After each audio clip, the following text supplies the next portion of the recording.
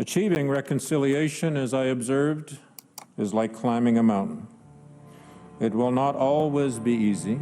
There will be storms, there will be obstacles. Our goal is a just one, and it is also necessary for our children. Canada's Indian residential school era has become a central part of our national identity. The federal policy to kill the Indian in the child has had lasting impacts still being felt to this day. More recently, the discovery of what are believed to be unmarked graves of children has brought the discussion surrounding truth and reconciliation back to the forefront. But there has been an eruption of late of what some academics call residential school denialism. Proceeding on the basis of a falsehood. This day celebrates the greatest lie in Canadian history, the lie that 215 bodies were found at the Kamloops Indian Residential School. The remains of 215 children have not been confirmed. We had heard that Frances Widdowson, an alleged denialist, was coming to Winnipeg to speak at local universities. During her two-day visit, we watched the effect her words and presence had on the Indigenous community and saw that while having to push back against denialism is an unwanted task for knowledge keepers and academics, it's a necessary one at this moment.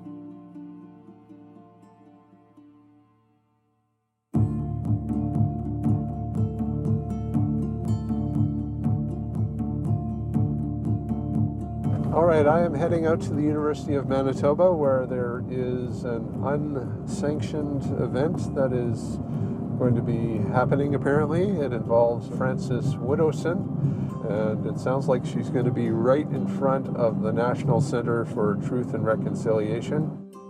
Widdowson is no stranger to controversy. In 2021, she was fired from her job as a professor at Mount Royal University after an uproar about remarks she made asserting the benefits of residential schools, as well as her rejection of the Truth and Reconciliation Commission's conclusion that the system was genocidal.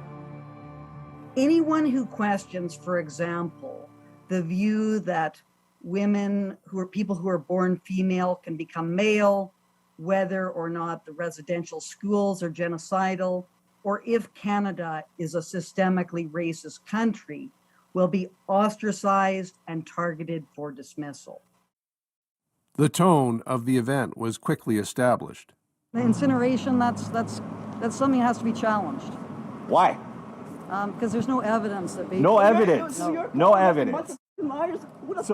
So all of our survivors that are saying that, you're calling them liars to their face. No, I don't think they're lying. So then what is it then? If you're challenging what's being happened or what has happened, then what are you saying?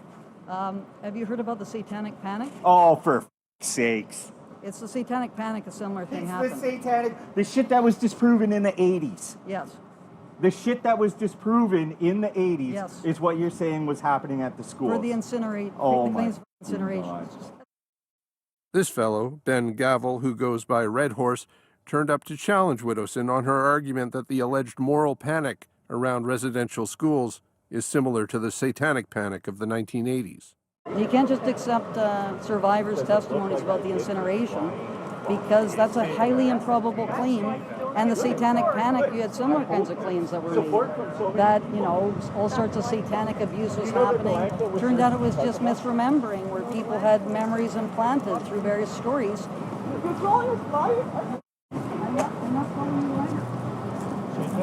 But you facilitate the grounds for people to have these conversations to allow the denialism to happen. Do you understand what that does to our people? Do you understand the trauma that does to our elders? And you sit here and you facilitate it, thinking that you're doing a good thing. How the f*** do you sleep at night? Seriously, how the f*** do you sleep at night? Well, I'm at a university, and I think we should be able to discuss this.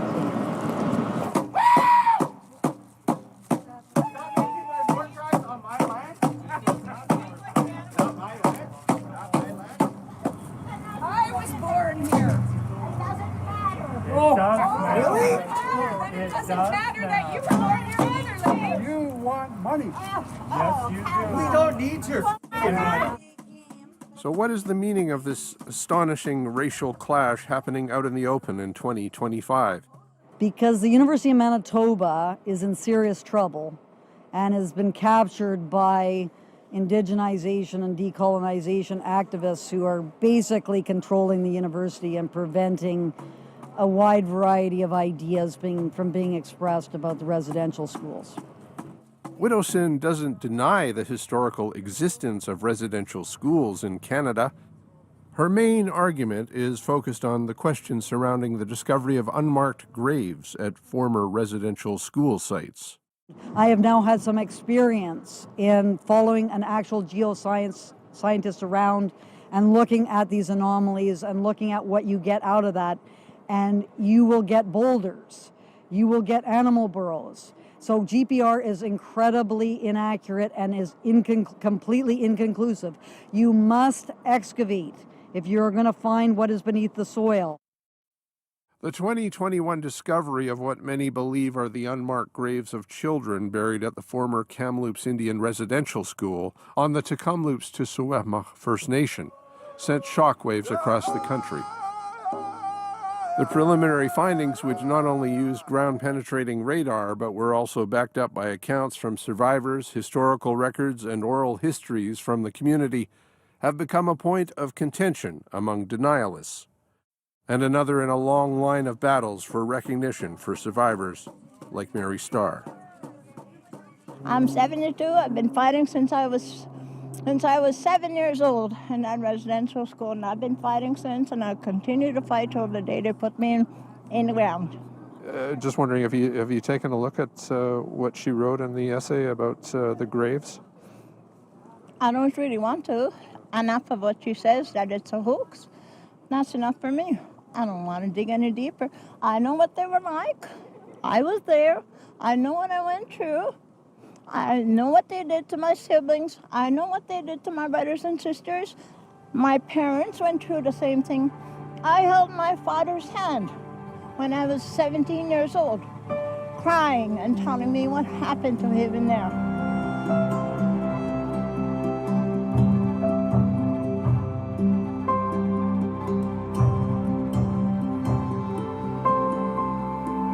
It's an all too common account told by residential school survivors and their descendants across the country. We caught up with Widdowson again the following day at the University of Winnipeg.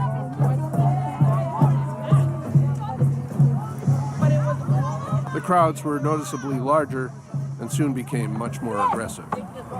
You need help. Leave. You're sick. You're being asked to leave by people who belong here. Be peaceful. All right, I'm not leaving. As the situation quickly escalated, demonstrators were even more motivated to shut Widdowson down, and her videographer too. She was eventually served a trespass notice barring her from the university property for 5 years. May I ask what incident? Hosting an event without permission is possible. Okay? I understand. You don't need to take it, but okay. I'm not listening to this. You're a bully against survivors. You're a bully against the survivors. You are a bully. How did you find bully?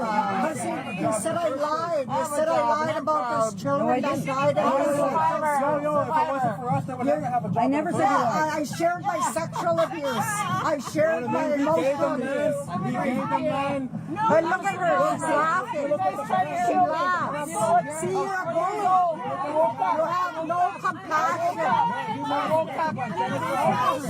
Women present at the event gradually got into a circle around Widdowson.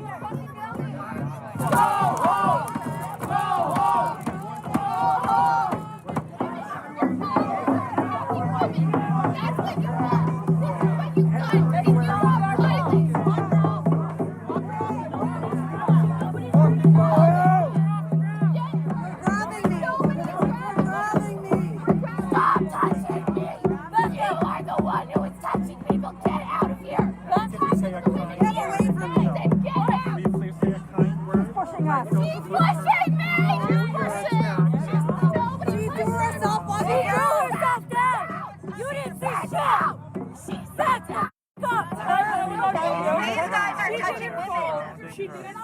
She's on the ground in the surrounding ground. She's in a very vulnerable situation.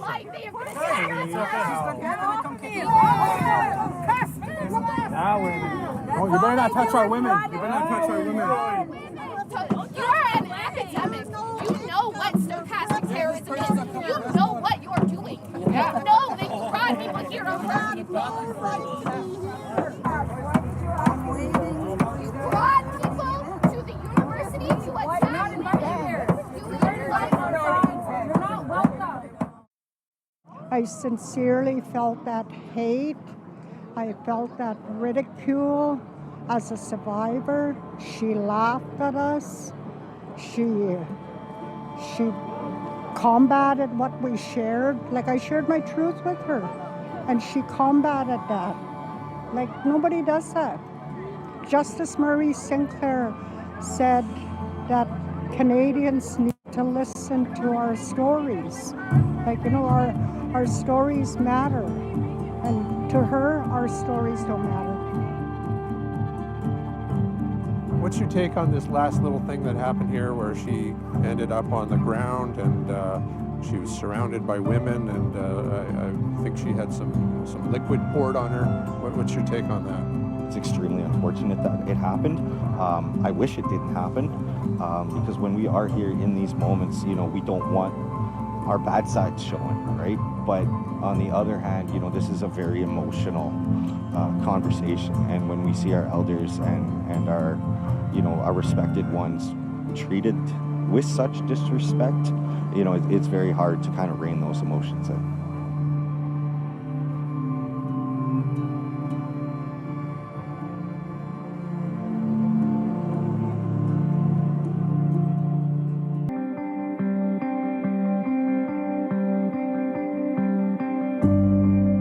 It's been a couple of weeks since Frances Widdowson's shocking confrontations at both universities of Manitoba and Winnipeg, and Vivian Ketchum is still dealing with after effects. Widdowson has mentioned Ketchum in online comments. I'm the thug, I'm the leader, apparently. And I said, oh, that's news. We're taking Ketchum back to the University of Winnipeg. She needs a deep teaching of Indigenous ways, and I don't think she'll go for that. When we park, she shows us some of Widdowson's latest remarks. For people who don't know this, if you surround someone with linked arms and you forcibly try to remove them from an area, that's assault. So knock it off, all you nitwits. The worst one, Viv Ketchum, who sees herself as some kind of loving grandmother. Now talk about the zombie apocalypse. Since the event, she's tightened up her privacy settings on Facebook after some messages. This one here, it says, you're going to be very famous, Viv.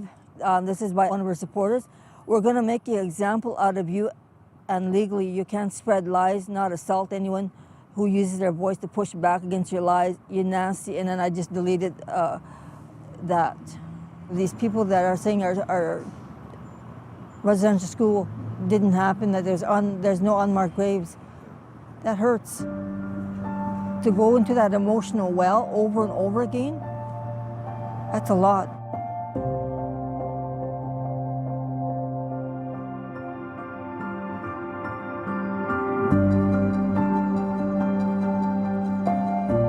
I've been looking at the archival record for over 15 years, and I can say with confidence that it undisputably demonstrates that there was a disproportionate rate of death, and it was an extremely disproportionate amount of trauma children experienced by being forced to go to these schools.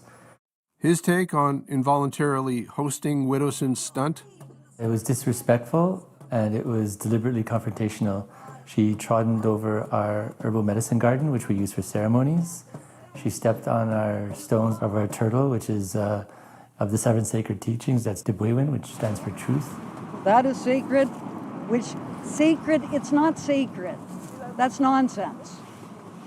But it's nonsense. What's nonsense? This is not sacred. What's not sacred? This turtle rocks with a fire there. Excuse you. That's you're gonna tell us What's sacred and what's not sacred on our land? It's sacred to you. Who the hell are It's sacred to you? you. Who are you to come in my territory and tell me my elders are liars? I'm not Who telling the you. hell are you? Next to the sacred fire, this nonsensical thing that the Truth and Reconciliation Center has put there with a turtle statue and a sacred fire, that's not academic. That's nonsense. Cut it out. Restore yourself to an academic institution. In the days leading up to the event, Widdowson posted a number of videos online, calling out the National Center for Truth and Reconciliation as an unbelievable institution that's being run by activists. Why do you think we are seeing this eruption of denialism, and how significant is it? I've often asked myself the same question. I think we're kind of at an inflection point where Canadian society is confronting this past and coming to terms with the events that occurred. Most people seem to recognize that, you know, if we want to have a country based on principles of human dignity, equality, and respect, then we need to recognize the bad as well as the good histories that Canada was responsible for.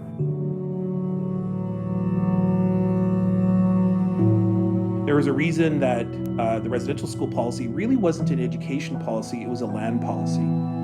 Canadians think that it was an education policy, but it wasn't. This was a much bigger issue involving theft of land, the removal of rights, and then ultimately the deaths of children, the deaths of Indigenous peoples. Niigaan Sinclair is a professor at the University of Manitoba and a columnist with the Winnipeg Free Press. He knows when to engage with people, teach them, have a conversation, and when not to. Why would we want to engage a person who wants to yell fire in a crowded theater when there is no fire? That's the real challenge. I really encourage you not to give many of these people attention.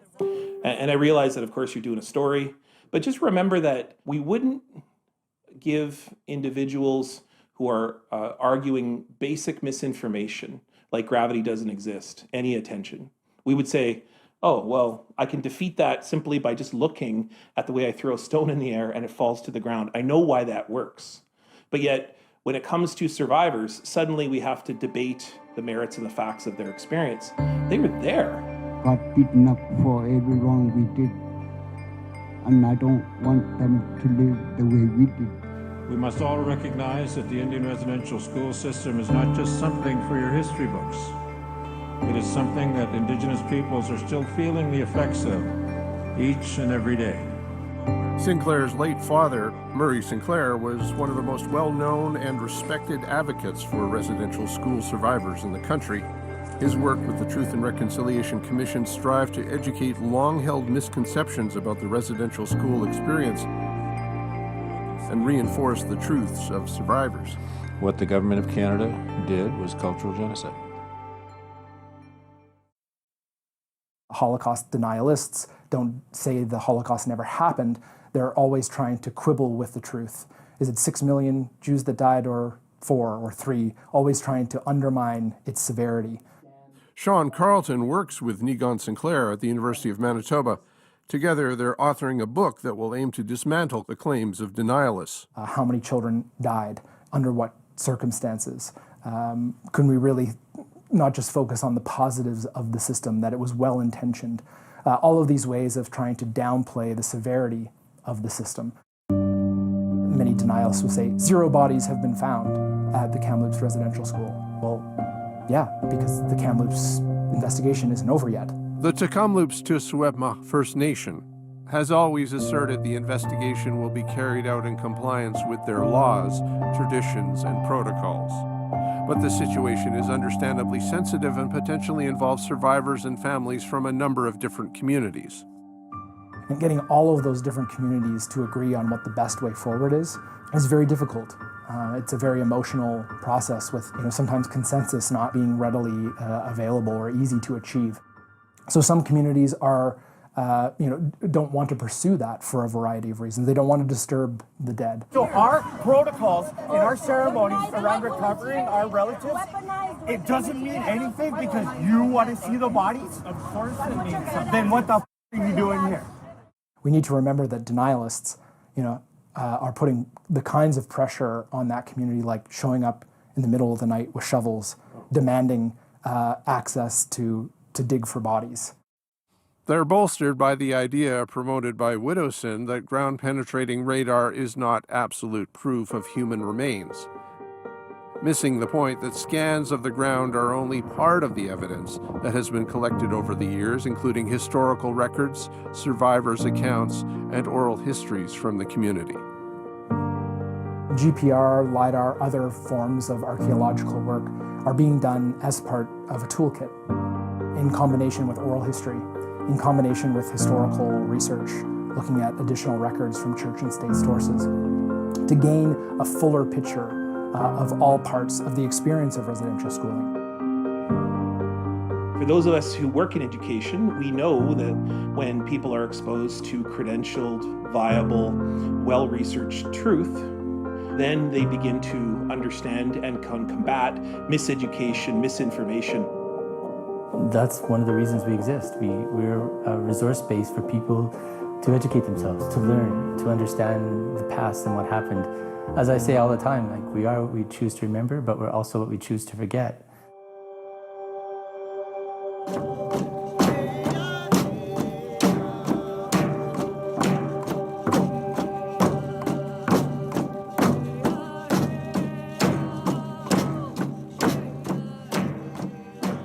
We need to be set free from this lie, and it's been 4.5 years of stalling now. The money was already paid in advance. There's no more room for cranks in the media. Yes, she was arrested for doing nothing, for coming to have conversations. This guy's gonna throw a fucking flashbang right there. You retard, right there. Okay? Right there. Achieving right reconciliation, as I observed, Get smashed. is like climbing a mountain. We must proceed one step at a time. It will not always be easy. There will be storms, there will be obstacles. We will fall down from time to time. But we cannot allow ourselves to be daunted by the task, because our goal is a just one, and it is also necessary for our children. Remember, reconciliation is now ours to achieve. We owe it to each other to build a Canada based on our shared future, a future of healing and of trust,